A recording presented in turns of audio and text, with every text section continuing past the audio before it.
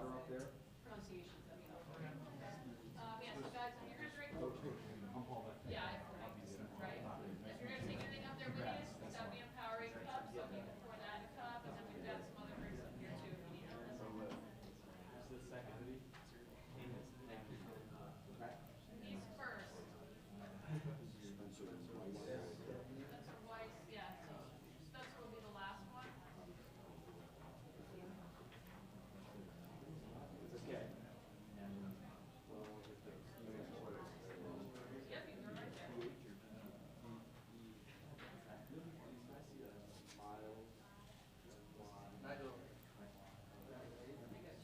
I'm actually from Rogers, so we'll be associated with Rogers. Me too. Well, congratulations.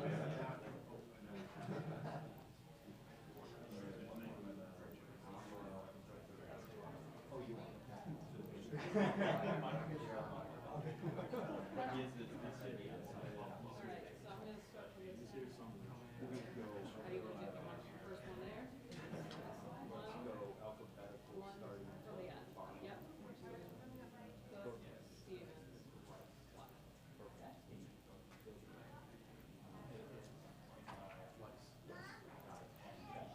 Guys, I'm Paul. I'll be running the press conference here. Lastly, we do the state play on where they're from, so you have an idea. Some of them are going to be familiar to you because you're going to cover it all year. There could be some other national folks here too that you're not familiar with. We ask you to try to direct the question as much as possible to an individual, but sometimes they just say, hey, this is for everybody. So generally what we do is we work on right and left. So if it's an everybody question, we'll start at the far end, and if you guys answer down the line. If you feel like two people have already answered it well or whatever, then you need to move on to the next one. Okay? All right. Congrats for being here, guys. All right. Yeah. Stay right here.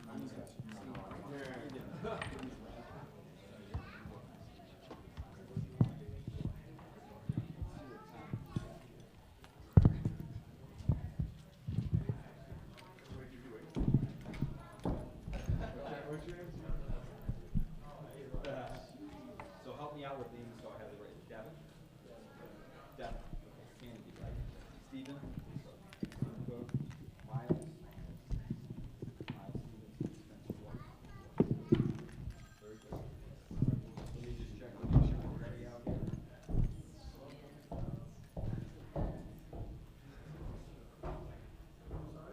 Oh, thank you. In the house. Yeah. Good, buddy.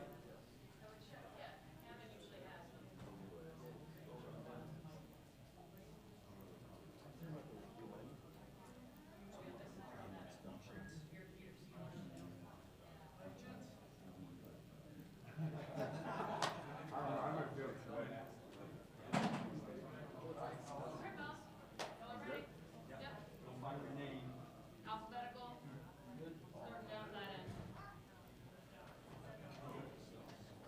Yeah, you can stand off the sidewalk. Yep. And then they'll release them and then they'll have you go.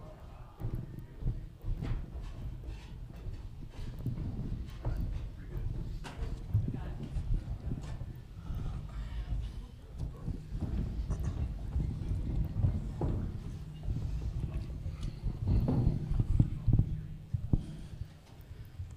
Good morning, everybody. Welcome to the KeyBank Center here in Buffalo, New York for the second round of the NCAA tournament. We have with us student athletes from Princeton.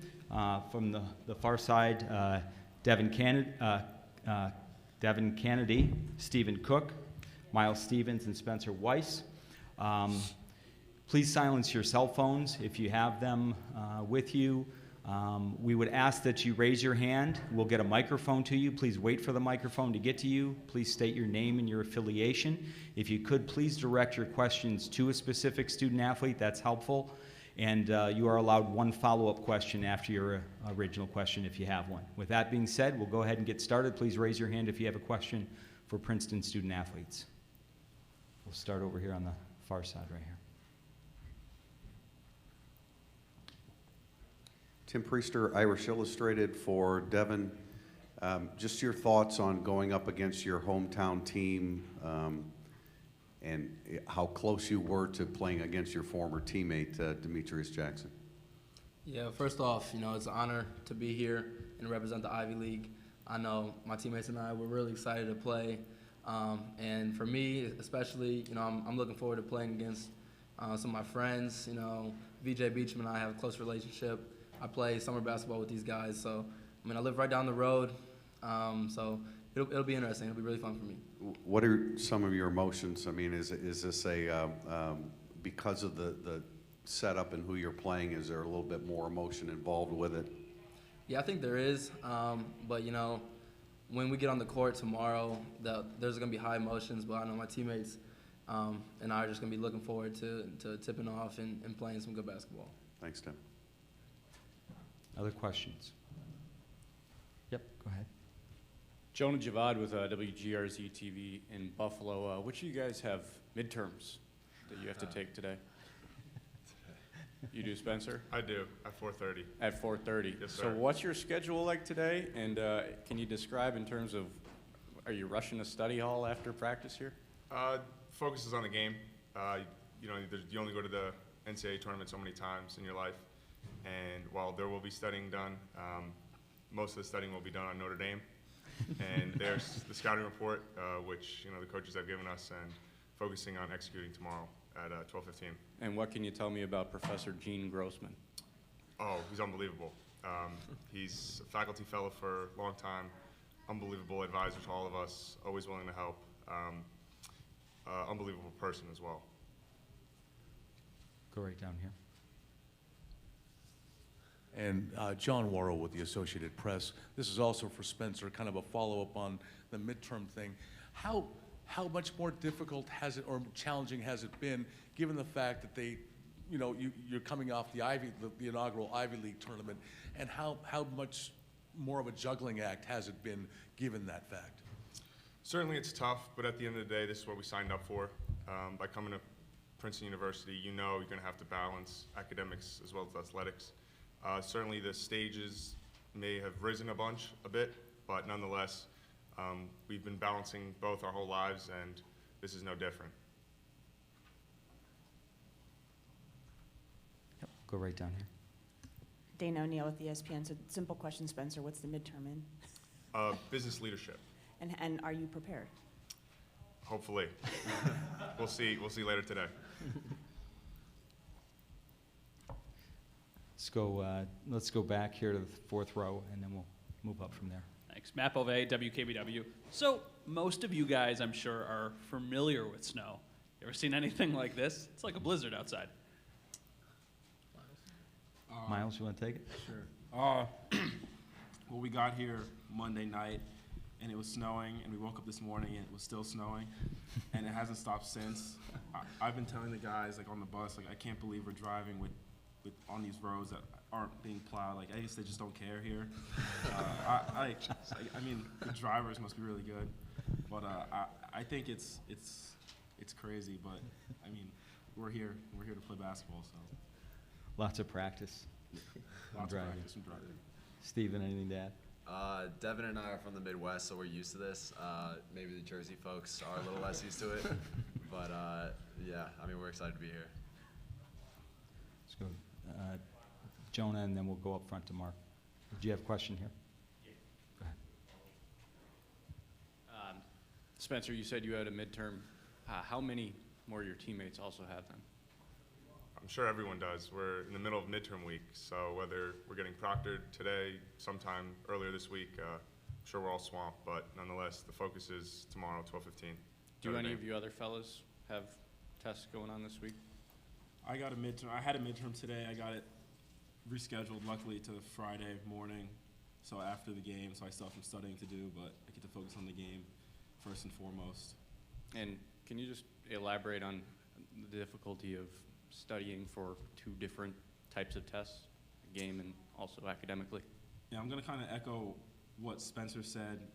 We signed up for this, and we've been doing this for a while, and we know what we have to do, both on and off the court. And I think we've, at this point in the season and in our careers, we've become, pretty good at juggling academics and athletics. So it's just like another day on the job. I guess, against the stage. Stage is a little bigger, but it's what we do. So. Good, Mark. Right, this is for Devin. Now that you're sort of half a year removed from your trip to Tanzania, just what do you think it was the impact of you on that trip? And what is there some things you miss about it, food or something else like that? Yeah, it was a very special trip. I was blessed to have the opportunity to go over there and do 2 semesters of studying and, prepare myself. And the whole reason for me going was to lighten my schedule for my sophomore spring. Because the goal at the beginning of the year was make this tournament. And so in terms of midterms, I have a little lighter load. And looking back, that was the start of it. So, I had a really good opportunity to meet some amazing people in Tanzania. One of my friends who I met was actually the national team captain, Murshid Mudrakat. He's actually in the States right now. He's wished me good luck, and I actually have a lot of support from some people back there, reaching out to me on Instagram, and being able to touch a lot of their lives through basketball and in my time over there. So the food was great. It was really cheap compared to what we have in the States. So I missed that, but there are some good relationships I've built, and I'm actually looking forward to going back sometime in the future.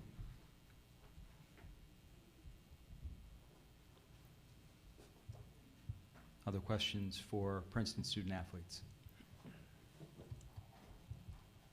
Go ahead, Mark. Just, for any one of you, maybe Spencer, how would you characterize Coach's offensive philosophy? Because a lot is made of the Princeton quote-unquote offense, which isn't really what it was, but what can you say about some principles of his offensive philosophy? Versatile. Everyone in the offense needs to be able to, dribble, shoot, pass. It's part of the player, I guess, that Princeton looks for nowadays. But nonetheless, it's less read and react. It's just really just playing. We're always going up and down during practice, getting after it. But as much as people want to talk about our offense, it's really been our defense that's carried us all year. Our offense has, been there for quite some time, but our defense was lacking. And this year we really stepped up on the defensive end. And that's a big reason of why we're here today and able to play in the game tomorrow. Anybody else want to talk about what you're doing offensively? Yeah, definitely. I think it's definitely a lot less structured than it was in the past. When you think of the Princeton offense, you think of sort of rigid, structured decisions. You go backdoor when this happens, and you come around other times. But the thing that we really appreciate is Coach has given us a lot of freedom within the offense to sort of read and react and do what we want when we see something on the court. And I think that's really benefited us this year.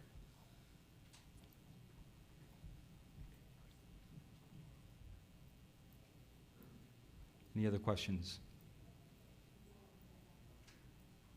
Okay, if not, Princeton will be tipping off against Notre Dame 12:15 tomorrow. Thank you, gentlemen. Best of luck tomorrow. Thank you. Thank you. Back with head coach Mitch Henderson momentarily.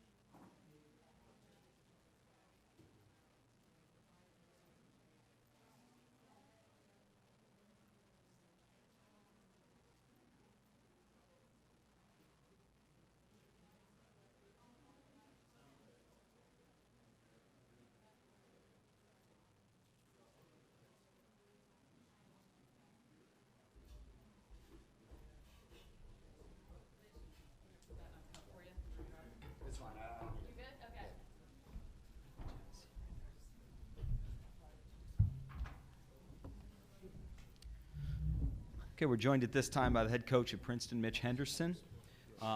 Same rules apply. Please raise your hand if you have a question. Please give your name and affiliation, and we'll go ahead and get started with questions for Coach. Okay, let's start up front here with John. Hi, Mitch. John Worrell with the Associated Press. Given your success that you had as a player at Princeton, how much can you draw upon, the upsets that you were part of, and going into tomorrow's game, where you're given where you're seated? Just a little. I think that the preparation when you're going into the tournament game is to remember that it's a game, and how you respond to each moment throughout the course of the game. You've got to do your thing. Coach Carrill, I remember distinctly before we played UCLA, said, and he used to say this to us all the time, "I'm preparing you to win the game." I think when the ball went up against UCLA, we all ran back on defense, all 5 of us. So we're not going to do that. But I understood his point, and I think that this team understands that as well. We're giving them every opportunity to win. Dane. Dane O'Neill with ESPN. Hey, Mitch. You lost 2 key guys to injury this year, and a lot of people didn't necessarily think you'd be sitting where you are. What did not just you do to kind of get everybody back together, but what did your players do? Well, we had a meeting after we lost at home to St. Joe's, and Pete Miller, one of our seniors, said one sentence, but to the group, we're going to start guarding, and we're going to win the championship. And I've been in meetings before where those words are said, and it doesn't ring as true, but it was like it reverberated throughout all of us. We went up to Monmouth and played a tough game, and it was a very high-scoring game. And then our pace slowed down. I think that was the key, one of the keys for us. We played at Bucknell, and I think a really quality road win. I know they're here. And then it was the emergence of Miles and Devin for us. Miles being a particularly great two-way player, I think anywhere. He can guard multiple different positions. That was it. I think that, didn't see us going on a 19-game streak, but I really thought that at that Monmouth game, I was like, we're going to be just fine.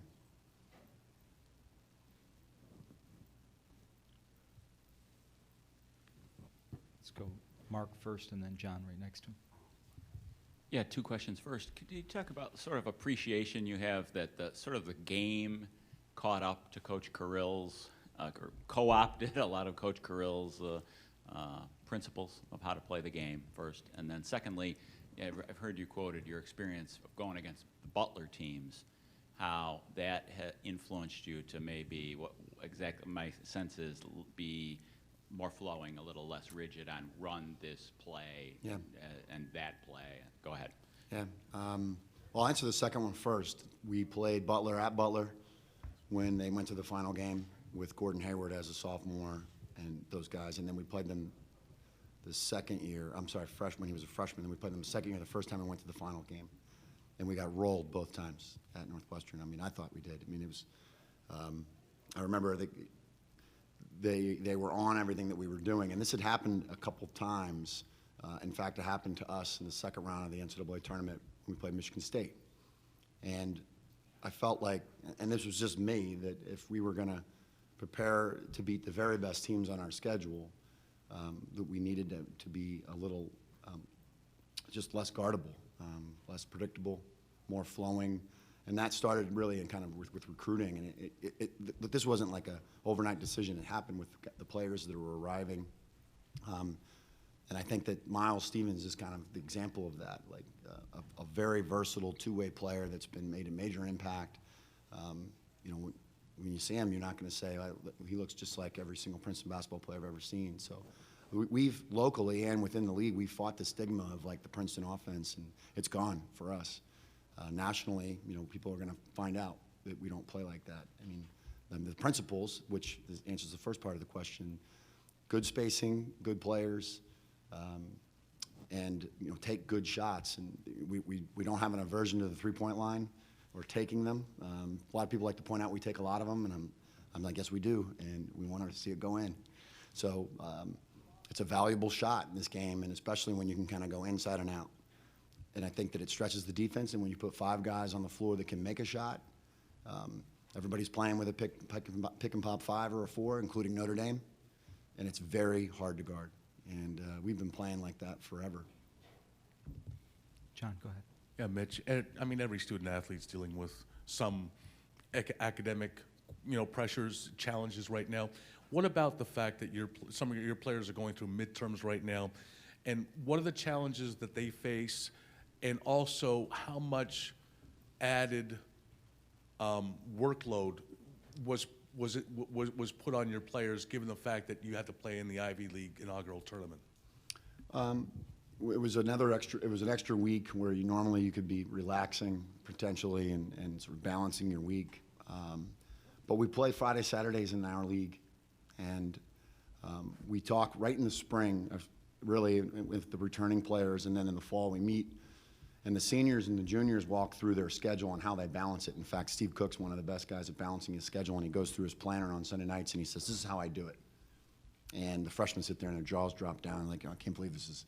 You have a minute scheduled instead of taking a 45-minute lunch. You take a half an hour lunch, and I don't think you can do that until you walk through it yourself. So this is normal for us. I think we have close to 20 midterms this week between the team. And this morning I got down to we have sort of 2 rooms at the hotel, and 1 room's for studying, and half the team was in there at 8 a.m.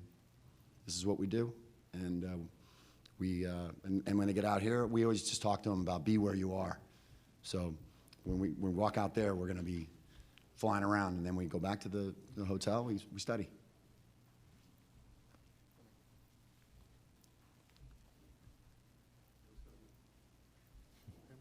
Right here, and then we'll go to the back.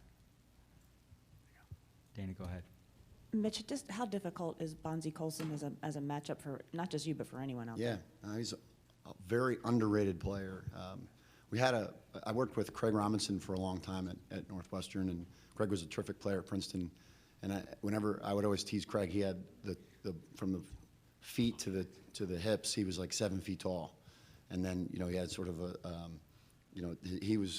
that's how Bonzie is. He's proportioned in a way that makes him very difficult to guard. And if you've played, you can kind of understand that he presents a lot of problems for everyone that guards him because he's shifty. People say it's an old man game. We have a player in Spencer Weiss people describe as playing older. I think it's just great basketball. He's terrific at kind of every part of the game. Great rebounder. He picks and pops. We're going to have to guard him with multiple different guys. We've had some success in our league. There's multiple teams that play with a very skilled 5. So. But that said, we haven't seen anybody like him. So we know it's a challenge. We're ready for it. Tim Priester, Irish Illustrated. Coach, obviously you have a lot of mature players, and I'm sure Devin Kennedy fits right into that category. But what is your level of concern with the emotions he might be facing playing against his hometown team, that he knows those players? Demetrius Jackson used to be a teammate, and I don't believe Notre Dame offered him a scholarship. Yeah, I think a year ago I would have had maybe a high level of concern. But Devin's he's grown so much with the loss of the 2 seniors in a leadership position, and he's going to have to maintain a level head. There's always a game within the game, and Devin he's a light bulb of a kid. He comes into the gym, and I always tell everybody right before he takes the floor, he says Mishawaka like as loud as he can, which is where he went to high school, and it's right next to Notre Dame. So, but I think that whatever you need to use to get motivated, I think that you should use it. And Devin, he doesn't need much. Mishawaka Marion, right? No, well, yeah, yeah. Go right down here to the right. Coach, I was wondering if you could talk a little about which teams, rather, both past and present, obviously starting probably with the Princeton teams of Pete Grill, but not ending there, inspire your guys' offense, which tends to be more free-flowing and frankly reminds me as much of some NBA teams as it is some college teams. Good, I'll go with the NBA comparison too. You're going to say the Warriors. Whatever you say. I'll sort of repeat myself probably, but we start off with 3-on-3 and 3 guys playing together, 1 guy being kind of a post. So we've played this way for a long time, but the Coach Kittles, who's on staff, calls it the modern game. This is the modern game. This is when he was playing in the NBA in the 2000s, and they were running kind of some of the Princeton stuff. We've modernized it, and we just moved it away from the basket a little bit more.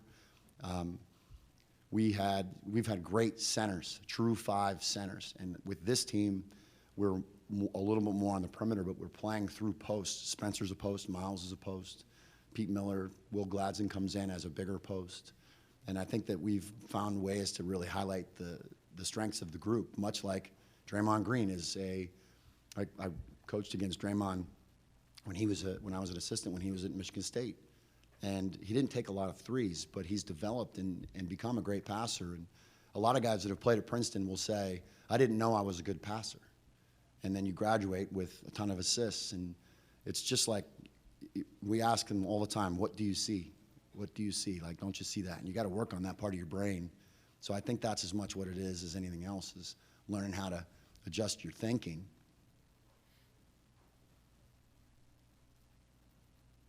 That's a rhetorical question usually. I don't want them to answer it.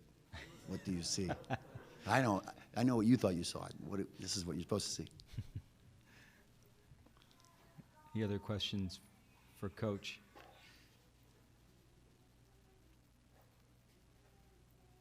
Okay, well, Princeton tips off 12:15 against Notre Dame. A reminder that Andrew Borders right here in front is the Sports Information Director at Princeton, and he can help you with any other questions you might have. Coach, good luck tomorrow.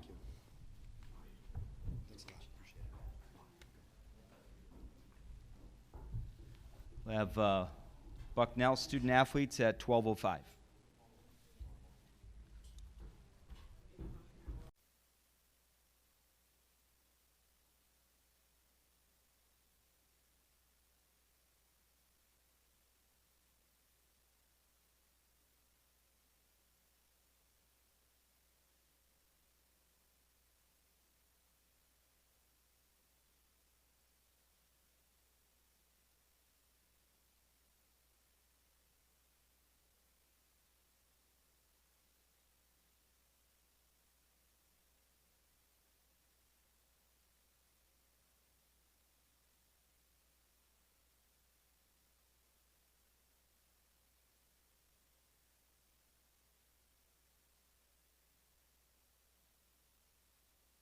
Pressure, and also experiencing pressure early on in the season, I think also helps too.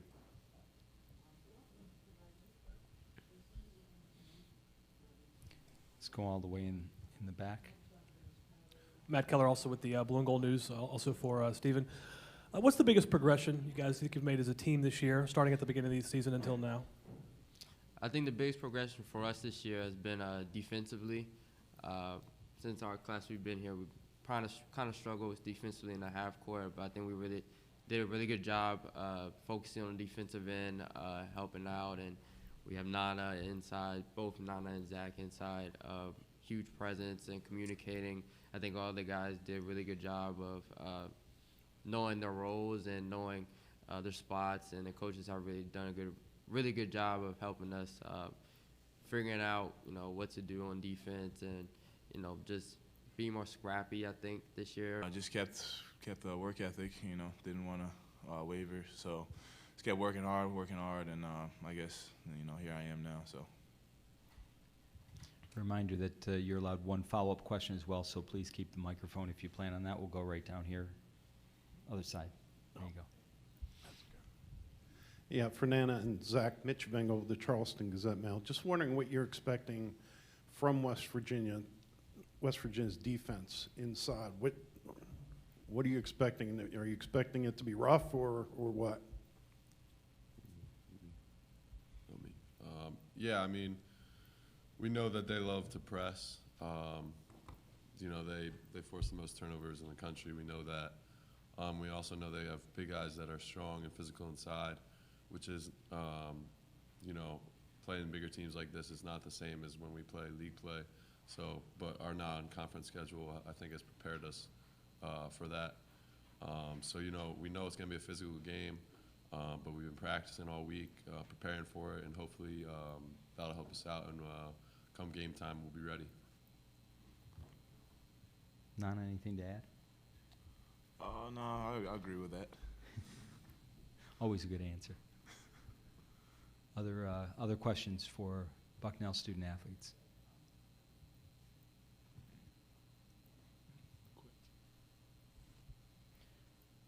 Okay, not seeing any more. I'll remind you that John Terry is the Sports Information Director right over here on my left, your right, who's here and can help you with any other needs you have for Bucknell. Gentlemen, appreciate your time. Best of luck tomorrow against West Virginia. And Bucknell head coach Nathan Davis will be up at 12:20.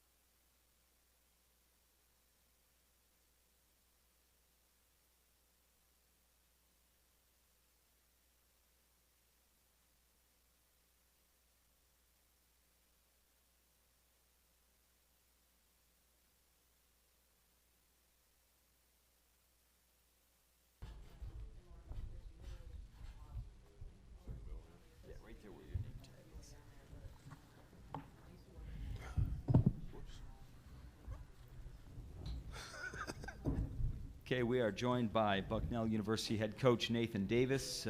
Coach, welcome to Buffalo. Glad you're here safely. Getting ready to play West Virginia in our second game tomorrow. Go ahead and raise your hand if you have questions for Coach Davis at this time, and we'll get a microphone to you. We'll start up front here with Amy. Please identify yourself, too, for Coach. Hi, Coach. Amy Moritz from the Buffalo News. When you took over this program, can you talk maybe about the junior class and was there a buy-in period and what you've been able to do and seen them maybe grow in these 2 years?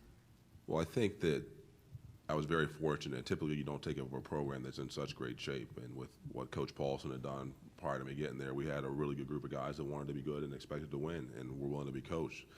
I think that the junior class has been a big part of why we've had success. I think that their buy-in and belief in what we're doing kind of brought everyone else in a lot of ways along with them.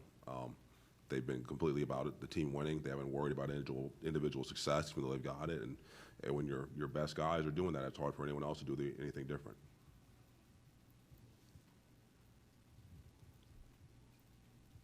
Other questions for Coach?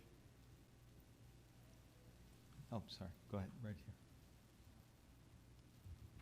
Hi, Coach. Mitch Bingle from the Charleston Gazette-Mail. Just wondering if you could talk a little bit about the matchups and how you think your team matches up with West Virginia.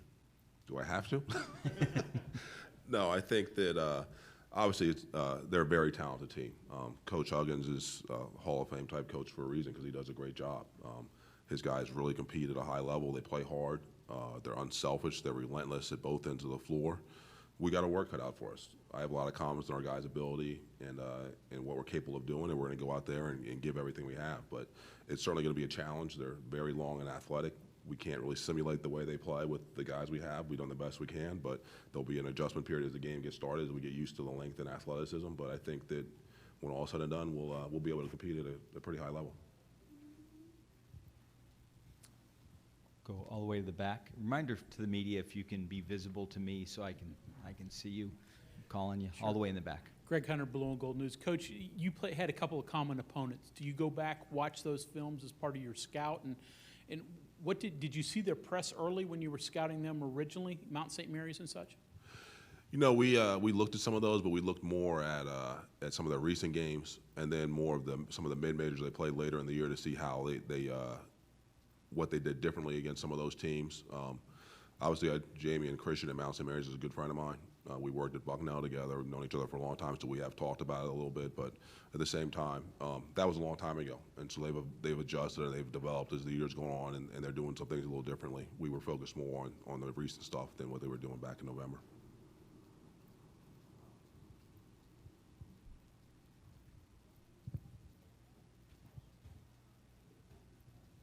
Yeah, we'll go back down. Go ahead, Amy. Just, I mean, along those lines, when you're West Virginia's first enforcing turnovers, how do you go about planning or trying to get your guys ready for a team that has that kind of pressure and that kind of defense? There's a lot of sleepless nights. No, I think that, again, we don't have the same size athlete that we can simulate what they're doing. We can kind of show them and watch a lot of film and try to get them to understand our concepts and where we're going to go. But some of it is just no way for us to simulate it. So it'll be on the fly as they get into the games. The good thing is we've played a lot of good teams with good size and good athleticism. So we've got kind of our guys should have a good feel for what that's like. But West Virginia plays a lot different than a lot of other teams. And really outside of just a couple teams we played in the last couple of years, they're very different in style of play from what some other teams are. So there's going to be an adjustment period, but I think we got bright guys. I think they've got a good idea about what to expect, and we'll go out there and do the best we can.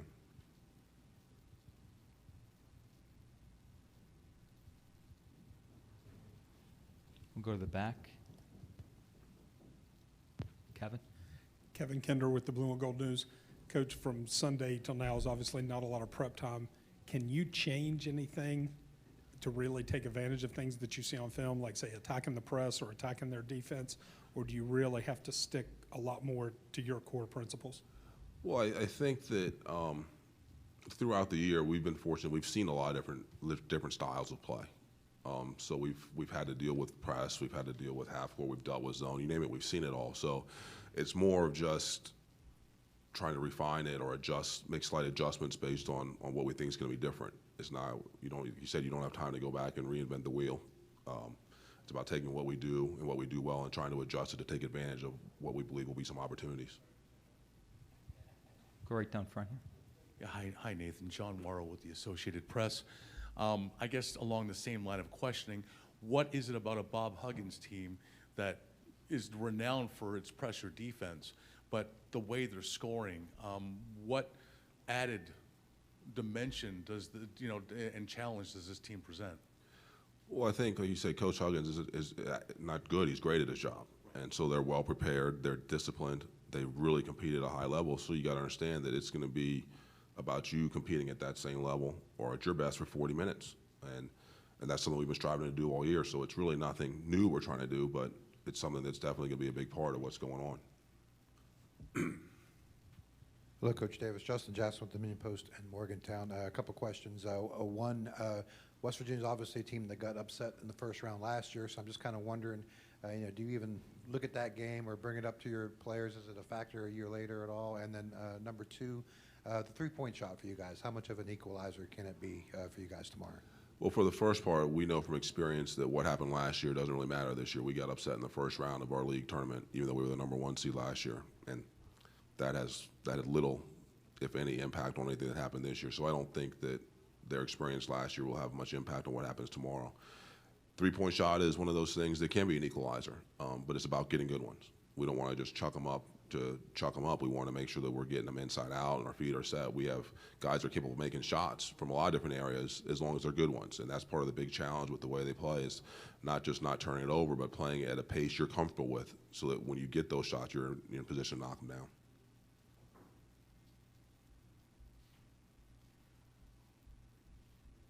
Other questions for Coach Davis?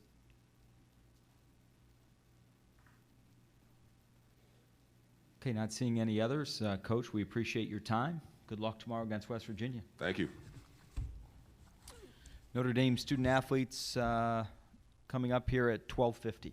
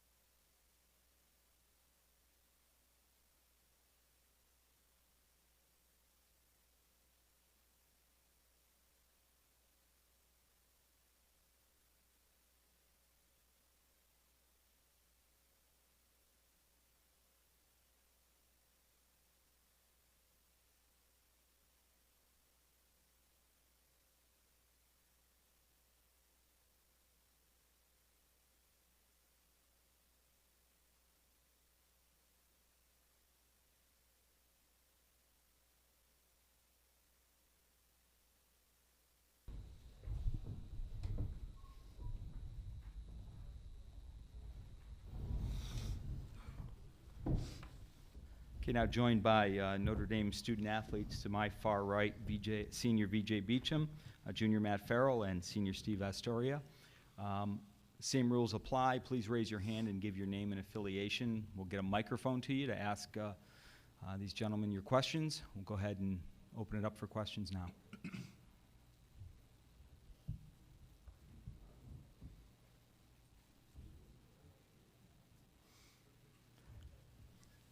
Go ahead, Dana, and then we'll come over here. Dana O'Neill with ESPN.com. If I could trouble all of you guys, actually, you know, every year this team gets here, and every year everyone seems a little surprised. I think Coach Bray flies way under the radar as a coach of prominence. Why do you think that is, and what do you think he does for this program? VJ, why don't you start us and work our way down? I think it starts off with the fact that a lot of people think of Notre Dame as a football school. And then, you know, secondly, playing in ACC, you hear a lot about other coaches in ACC, but, you know, what Coach Bray has done, not only the last few years, but, you know, without his entire time at the University of Notre Dame, you know, he's been probably the most successful coach as far as in the state of Indiana by far. And, you know, just a lot of the things that he's done really fly under the radar because of we were in the Big East and then now, you know, being in the ACC. Yeah, you know, I think it speaks volume of the culture that he's been able to build at Notre Dame and the guys that he's been able to recruit and guys that we've had in the past. I think he's done an incredible job just getting wins and then playing well in big games. He's just a very fun guy to play for. You know, he creates a good environment for us, and we just have a lot of fun playing for him. Yeah, just I agree with both what they said, and you know, Coach does a great job of getting guys who buy into what he's teaching. You know, we always have seniors and juniors playing a lot of minutes, and you know, us three have been fortunate enough to play behind really good players and learn from them. And yeah, I think Coach Bray's done an unbelievable job and one of the best coaches in the country. And I think maybe we just got to continue to keep winning, and he'll get some of that credit. We have a question right here in the center. This is for anyone on Tom Martin with WIVB here in Buffalo. Obviously, Princeton's on your mind now, but just looking ahead, I know having the defending champs staring down at you on the other side, just any extra excitement of the possibility of getting to face them early on in this? I think right now, I mean, obviously, we know the way this tournament works. Our focus is on Princeton. You really don't want to look past that. They're a really good team, and we're going to have to play really well for 40 minutes on both ends of the floor to move on. Go ahead, Matt. Matt Bove, WKBW. You just kind of talked about it, and this is for anybody. 12-5. Historically, there is an upset in the tournament, it seems like every year. How do you make sure that you're not on the wrong side of that upset and you don't move forward or you look ahead, like Tom just asked? VJ, you want to start? I think the number one thing is, treating every opponent with respect, regardless of our seed or their seed or anything like that.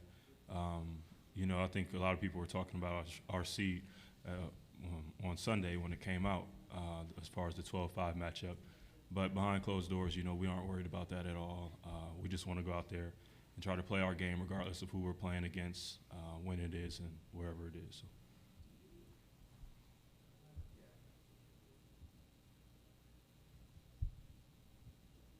Other questions?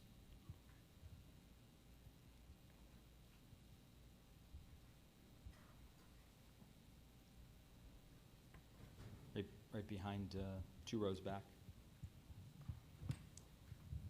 Question for Steve, Paul Gotham, Pick and Splinters. You mentioned the whole idea of ACC and how it's so strong. You guys have that 4-game losing streak there in the middle. How do you keep things in perspective when you're playing in such a tough conference like that? Yeah, I think I mentioned before we have a lot of older guys who have been through a long conference season, and playing in the ACC, you're gonna face some adversity.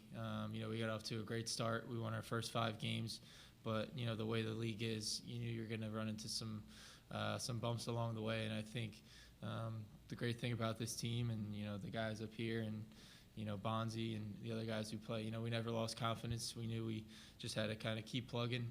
And, after that losing streak, we had a home game. And once we got a win, we kind of got it rolling from there. So just never losing confidence. And I think that starts with Coach Bray and the way he, keeps us ready, allows us to play loose. And, all we needed, I think, was, one win to get back on track.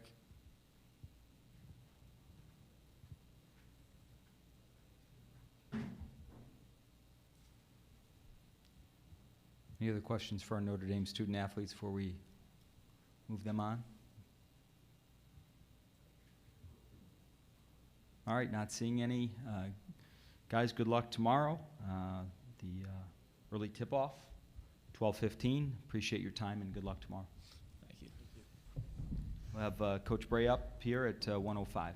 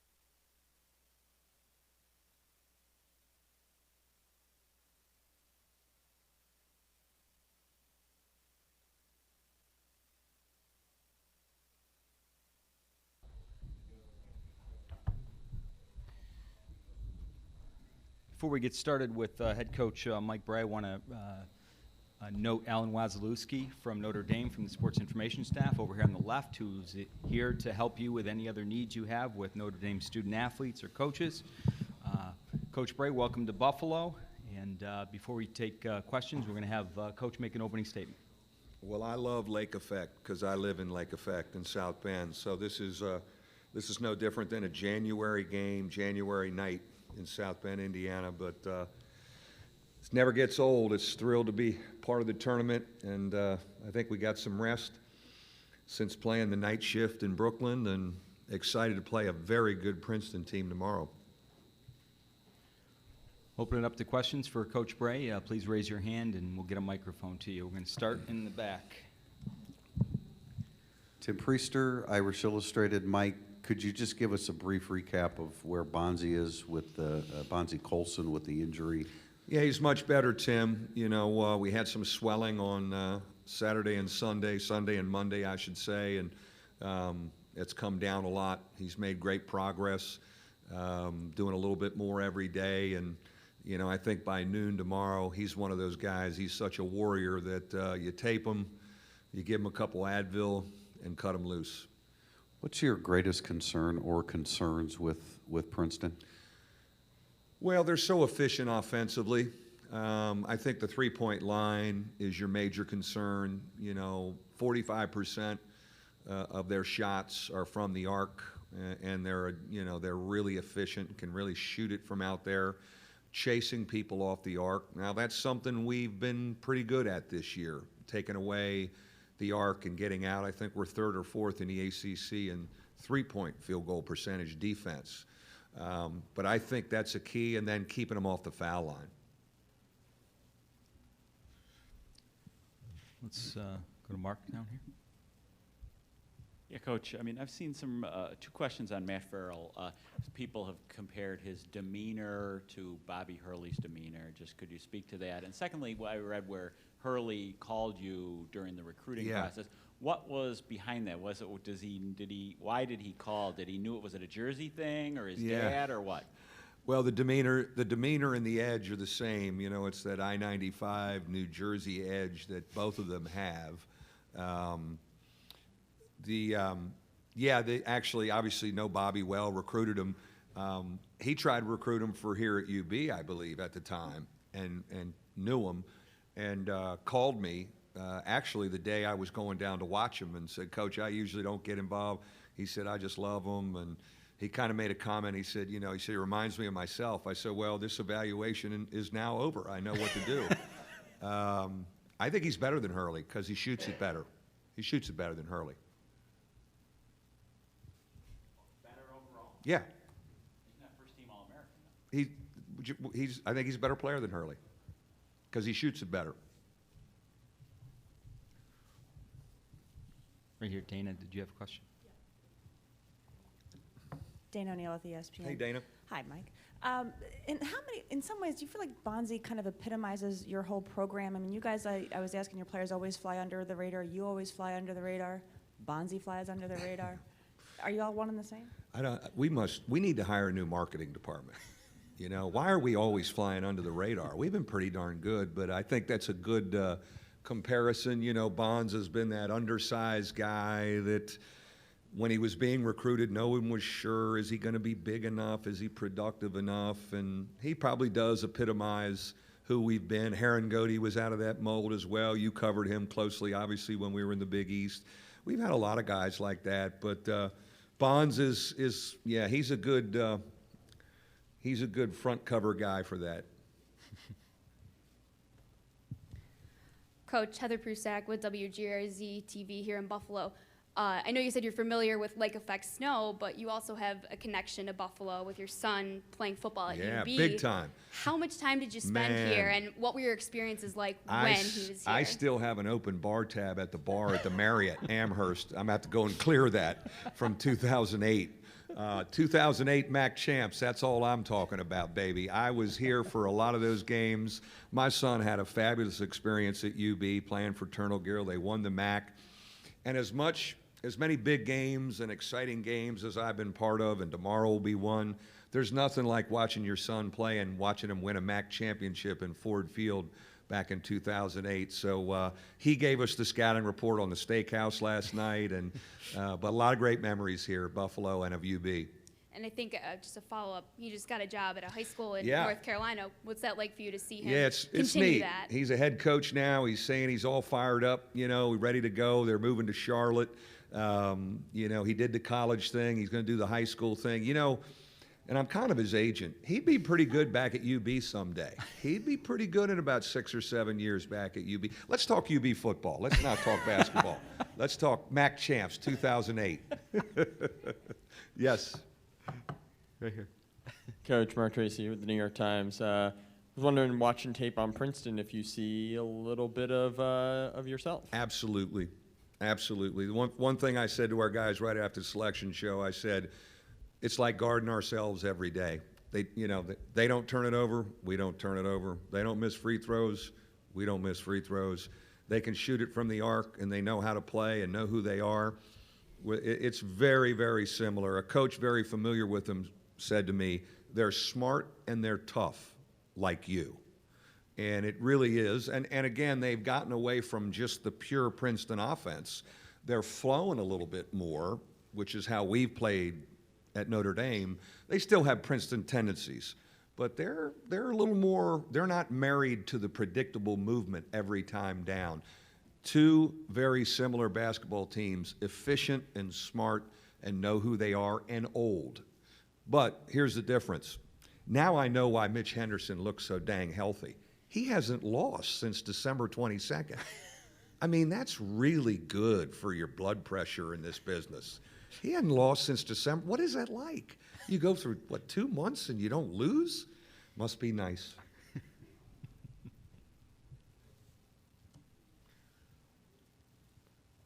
Go ahead, Mark.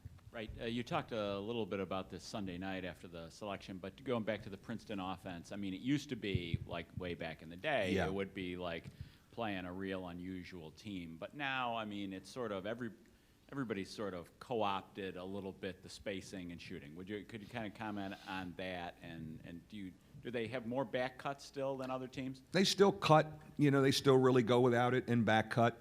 I think the tendencies are all there. That's drilled into you in the Princeton stuff. And these kids ran pure Princeton as young guys. I think it's really interesting and brilliant what Mitch has done to get away from it, just, that structure every possession, and open the floor up a little bit and play. And that's kind of how we build our program. If you recruit high basketball IQ guys, you can give them some freedom to play. And I think Mitch has done a fabulous job. I also think he's one of the bright young coaches in our profession. He's really gifted.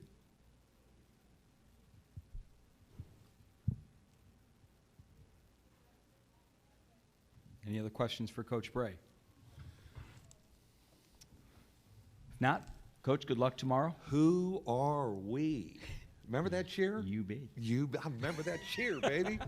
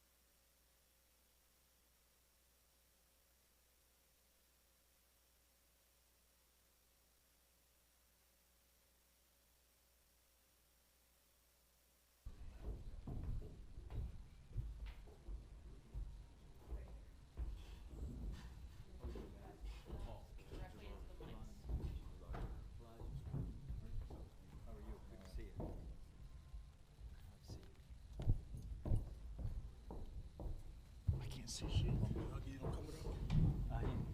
after you guys. He gets his own stage. What you guys do too. We're joined by West Virginia University student athletes. Far end, Nathan Adrian, Javon Carter, Elijah Macon, and Tariq Phillip. Same rules apply. Please raise your hand. We'll get a microphone to you. Please state your name and affiliation and ask your questions of our West Virginia student athletes. Start right here. Yep, go ahead. Hey, for any/all of you guys, as you may know, there are certain advanced metrics, advanced analytics, and in addition to kind of the NCAAs, and they all rate you guys very high, top 15, top 10, even top 5 team in the country. Are you guys aware of that at all, and do you guys talk about it? Does it make any impact on you? I'll say we're a little aware of it, but we don't really pay too much attention to it. We still got to go out and play basketball, no matter what anyone says. So it don't really mean anything.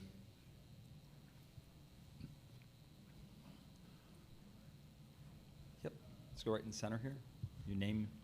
Start with Nate. And Nate, as you and Tariq as seniors, is there a different feel for this NCAA tournament as there have been for your last couple? Yeah, a little bit. We lose this time, I'm done forever, so you got to come in with a little bit of a different attitude than what you did before, but still I'll go out and play the same game, so we will. Yeah, and to pick up what Nate said, the same thing, it's our last go-round, so we got to leave it all on the floor. Justin Jackson with the Dominion Post in Morgantown. For Tariq and Javon, just kind of wondering, the three-point shot for Bucknell is a big part of their game and obviously a big part of their game plan to try to kind of even the game out tomorrow. Just kind of wondering, how do you guys defend that, and what do you guys see from their three-point shooters? Javon, why don't you start? It's like playing Iowa State. Iowa State got a lot of shooters, spread the court, but they got a big man inside, so they go in a lot. We just gonna play our game. We gonna do what we do, try to speed them up, turn them over, make them uncomfortable, and run them off the three. We just got to locate shooters, know who you're guarding at certain times. If you have a shooter, you can't leave them too wide open. And as he said, run them off the line. Let's get a microphone up front here. Go ahead, John. For Tariq, it's John Worrell with the Associated Press. Does anybody bring up the memories of what happened last year in Brooklyn? It's been brought up several times. The bitter taste is still in our mouths, coaches' mouths, the players' mouths. We don't try to dwell on it too much, though, but it's still in the back of our minds. Like, we lost in the first round of a team that we should have beat, so.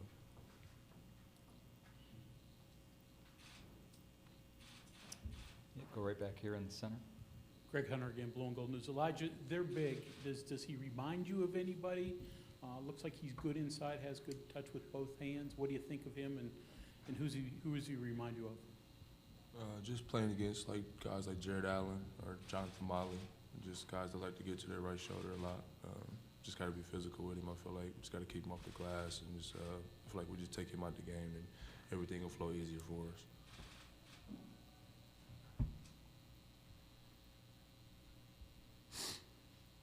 Yep. Go ahead, Bucky.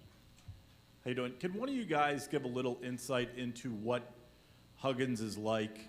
There's one thing when he's in practice and he's intense, and in the game, we see what you experience. And then there's a different side to him. Yeah, Hugs is a two-sided person. There's what people see and what people perceive him to be, and there's what he actually is. And that's an extremely loyal, kind-hearted guy, honestly. He cares about us more than anyone I've ever known, any coach I've ever seen or been around. So he's definitely a different guy than what you think. Elijah, can you answer that also and just explain a little bit the contrast between him? What's it like dealing with him when he gets heated up? It's kind of like our father figure, somebody, you got to take him serious. He wants to win, so, just the fire in his belly, he's just trying to put it inside of us. So I just feel like, we're reading off of him. We're going off how he feels. And I feel like if he's mad, then we should be mad. If he's having a good day, then we should have a good day. So I just feel like that's how it's been. Right up front here, left corner, John. Just to follow up on that, Elijah, John Worrell with the AP, what's his mood right now? Is he mad? Is he happy? What is his mood? I mean, just from me seeing and talking to him, he's been pretty calm. I mean, just trying to figure out the team, what we're going to do. I mean, just trying to figure out the scout and what we're going to do for the game. But he's been pretty calm from what I've seen, from what I've talked to him. Not knowing, you know, he's not saying he's not mad, but, you know, he's just been real relaxed and just sit back and watch him. And just for Nathan, what was the scare when he had the heart problem on the bench? How did that go through the team, and how did you guys react to that? It's only been like 3 weeks ago. I mean, he's obviously had heart problems for a while now, but it's something he's lived with, and it's happened to him a couple times before. So, you know, it's kind of scary whenever you don't really know what it is. When all of us are just walking back to the bench, you turn back around, he's on the ground. So, I don't know. Kind of fired us up for that. We played well for the rest of the game. Tried not to get him too mad at us anymore. Give him a little rest.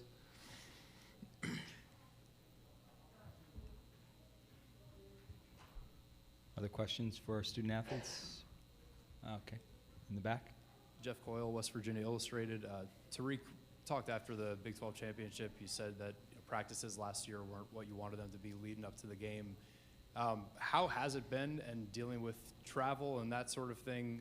What was the last few days like leading up to this one, maybe compared to a year ago?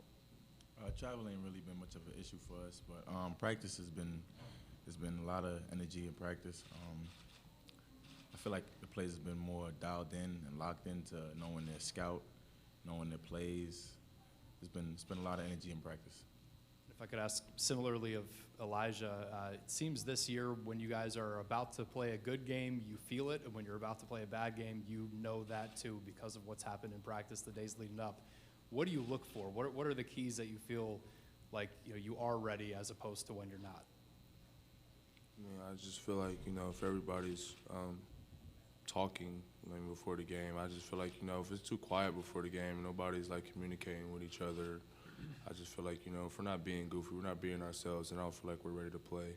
When I see everybody relax, I just feel, we're ready to go out and compete. I just feel like when everybody's too tense and they're thinking about the game too much, I just feel like, we're walking around, we're having fun, we're getting our warm-up, everybody's making shots, and I just feel like that's when we're best when we perform at our best. I'm sorry. Let's go up front. Here to Justin. Question for Nate. Nate, in your 4 years now at WVU, obviously, being from Morgantown and having a good connection with WVU, you've kind of come a long way, and not only in your game, but the way that people have perceived you. And your senior year, you've got kids in the student section that got all headbands and stuff like that, and it seems like people have really gravitated toward you now as a senior. Can you just kind of talk about how the progression has gone for you since when you first came in to now? I think people just recognize the work you put in. That's not just me. It's any senior that comes in here. They're going to be some of the fan favorites because they've been there for 4 years and people know what they've done for 4 years. So I wouldn't say anything's really different. It's just being around for that long. Have you seen those kids? Yeah, I saw it. No, I have no idea who they are. Okay, Buck. And Nathan, back to Huggins, if we can. He was there before, when you were a kid, so there would have been some sort of perception. When you were coming out, was that a guy that, you absolutely, just being from that area, you really, really wanted to play for the guy, or was there any trepidation or what? Yeah, it was a guy I wanted to play for. That's the kind of person I want to play for. I want to play for someone who cares enough to get fired up like that. I want to play for someone who's that competitive, who wants to win that bad. I don't know why you wouldn't want to play for anyone else. Javon, Greg Hunter again, Blue and Gold News. When you guys play tomorrow, key for you, is it the press, hitting shots? What is it that you see that makes you guys play well? What aspect? I mean, that's hard to say. Every game is different. I can't tell you whether it's on the offensive end, defensive end. I just go play, honestly. So It's not really whether it's what am I doing. It's just what are we doing as a team. You know, I can't win a game for us. We have to do it together. So it's not just about me.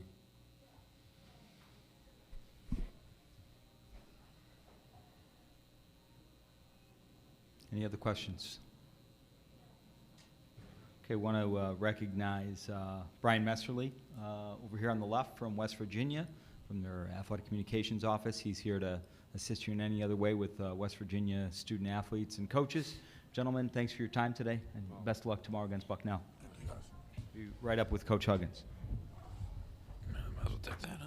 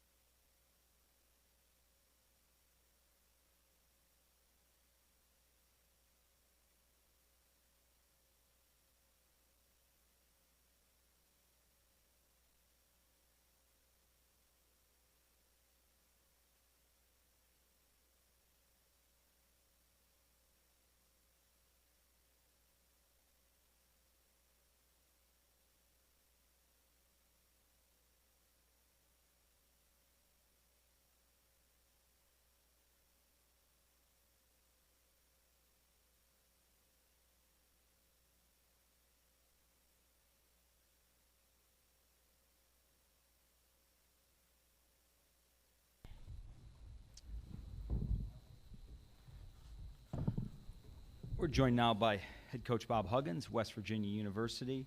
Coach, welcome to Buffalo. Good to see you again here, and we'll go ahead and open it up for questions. If you raise your hand, we'll get a microphone to you. Let's see, let's start over here with John.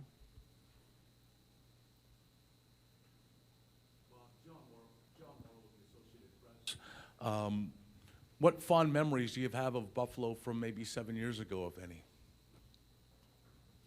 Winning. We played pretty well in there. And actually, this is the third time we came in and played Canisius my first year. And then, of course, advanced from here to Syracuse and had the epic game with Kentucky and Syracuse to go to the Final Four. And in contrast, I mean, is it nice to be starting in Buffalo, a place where you're familiar with and had some success, as opposed in maybe erasing some memories of Brooklyn last year? We always want to go somewhere that has good weather. And so, you know, we were excited to hear you're going to get 20 inches of snow. Now, this is, we're really comfortable here. And, you know, I think it's great to play in the city, but it's, you know, the traffic and those kind of things, and you spend more time almost planning on getting there and getting back and not being late and those kind of things than you do really kind of preparing for the game. I really like Buffalo. I actually came up here and went fishing. How about that? I bet you no other coach here has been fishing. No, that's never happened here. I'm doing everything I can do to endear myself to you, if you haven't figured it out. Well, you know what? It's funny that you say that, because when you were here, I found you to be fun and funny and charming. I remember having a conversation about best places to go for chicken wings and stuff like that. It's kind of like in contrast to maybe what the perception is from you when people watch you coach, where you see the intense, fired up, competitive Bob Huggins, a different Bob Huggins. Is there any contrast? Like, how do you explain the difference in there? Well, you probably don't want people bothering you when you're writing a story. So, you know, I mean, people see me in the workplace. You know, it's like I told some guy one time, he screamed at me the whole game, you know, over the rail and all that. And I told him, I said, how'd you like me to go to your place of work and scream and yell at you? You know, when you're frying those French fries at McDonald's, I mean, would you want me screaming at you that you know? Okay, we're going to go, let's go to Dana, and we'll come up front here to Amy. Dana O'Neill with ESPN. So just a simple question, Bob. Where did you go fishing and how'd you do? When was this? Lake Erie, and it was terrific. Isn't it Erie? Yeah, Lake Erie, it was terrific. Great smallmouth fishing. And you only have to go out, you know, half a mile maybe, if that. It was great. Then the other guys in the other boat caught a bunch of walleye. So it was fun.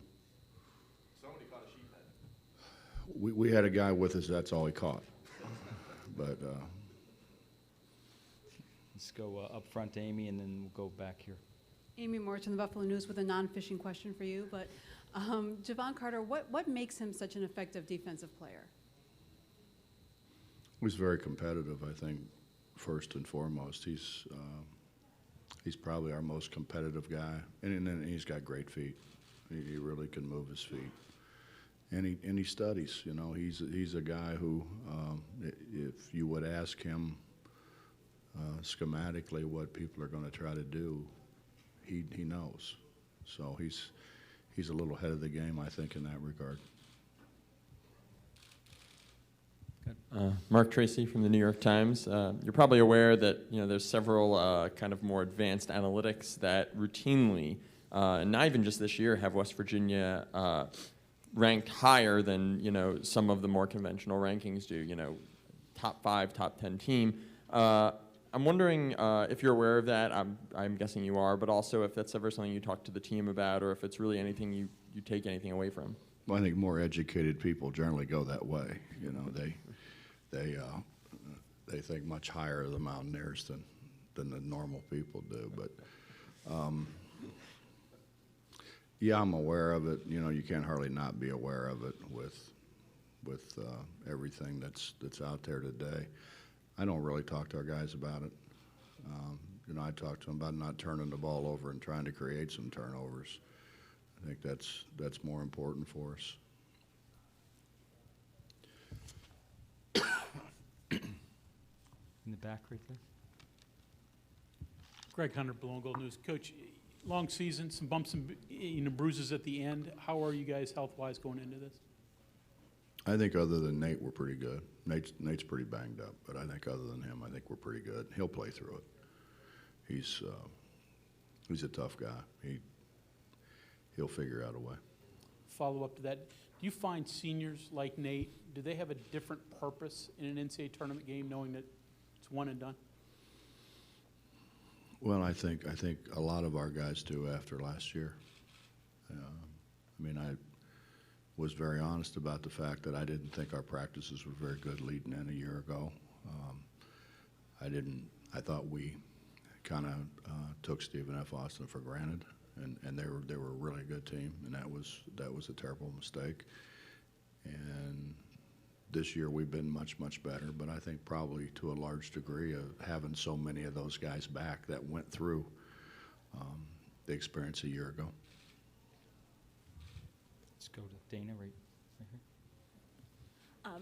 With Villanova here, just an offbeat question, if I may. Are they, as a team like them, in an era of one and done, more equipped to repeat than perhaps other teams might be, or a team built with more seniors, more veterans? Has things changed because of the era we're in?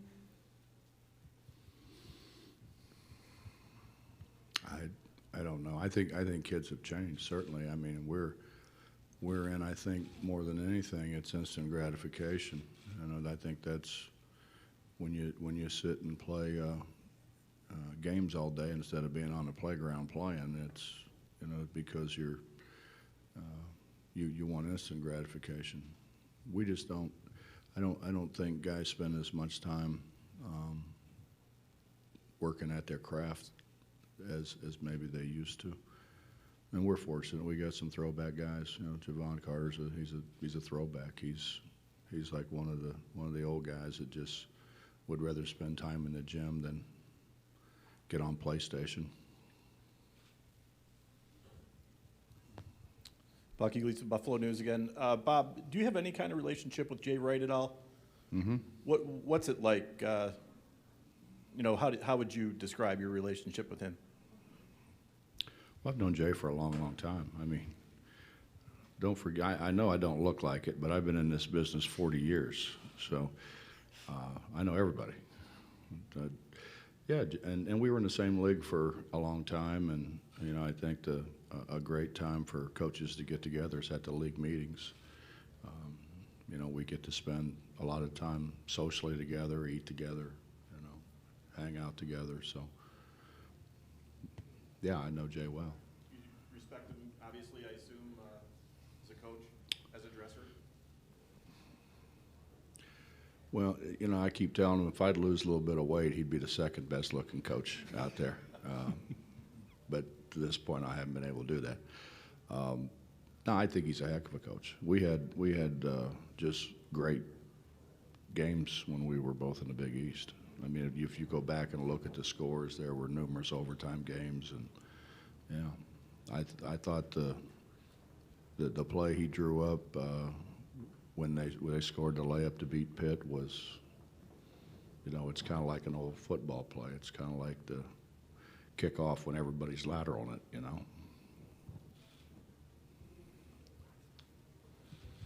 Bob, just looking at West Virginia's numbers, I mean, the defense is there with steals and creating turnovers.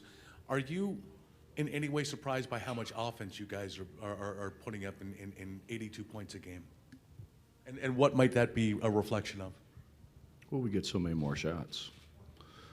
I think the key for us is getting more shots than our opposition. And, the more shots we get, the better off we're going to be. We need to create turnovers, and we need to rebound the ball. And if we do those things, we're going to get more shots than our opposition. And then I think, the other thing that we haven't done a very good job of at times is make free throws. But at times we have. At times we've been very good at the free throw line. Back here, halfway back. Mark, go ahead. Yeah, sorry. I mean, someone brought up your dress, and obviously you've spoken in the past about when you decided to stop wearing the suit. When you still did wear the more conventional coaching outfit, did you wear a tie? Because I know that Mike Bray is also a coach who does not wear a tie. Yeah, I used to wear a tie. I did the whole deal. I mean, I had tie, vest, I mean, the whole deal. I mean, probably if you look at pictures of me and Jay early, I was probably better looking back then. Probably dressed better back then. I'd been doing it longer, had more money. I just kind of, you want to hear the whole story? The whole story is this. I had a suit and tie on, and we're playing somebody, and I'm at Cincinnati, and I go in, and I'm like, I got to put something different on because I had sweat all the way through my suit and my vest, and they were heavy, and so they brought me in a pullover, and I put it on and coached the second half in a pullover, and I walked in, and my AD said to me walking in, he said, I just want to tell you, you look really good in that pullover. That's what really coaches should wear. So I started wearing one, which was good until I got the new president, and the AD denied saying that I looked good in a pullover, so be careful of who you trust, I guess, is the moral of that story. Any other questions for Coach Huggins? Yep. Go. Bob, how are you feeling these days after that scare from a couple weeks ago? I feel great. I really do. I've been through a battery of tests, and everything's good. I don't really want that defibrillator to go off again, though. This is it. I've never been kicked by a mule, but I could imagine it's pretty much the same. But I feel good. I actually feel like I have more energy now than I did at some other points in time in the season.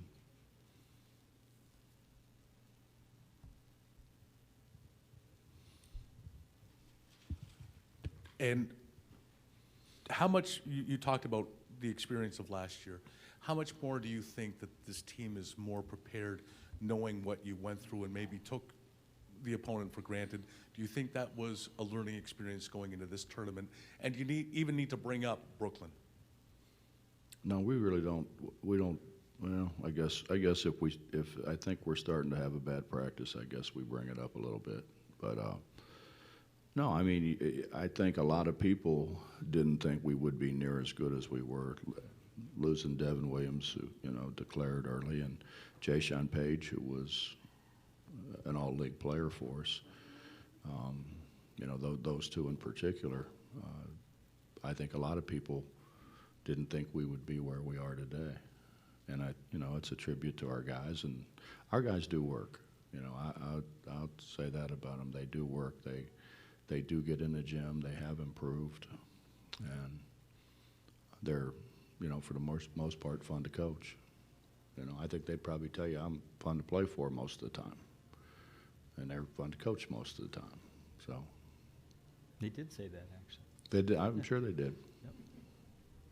I've got about 175 assistant coaches out there that never work for me to thank for that, because they're all the time telling people you can't play for him. He's too hard on you. He's too, this and that. So I thank those guys all the time, because then I get guys who, kind of want to get coached.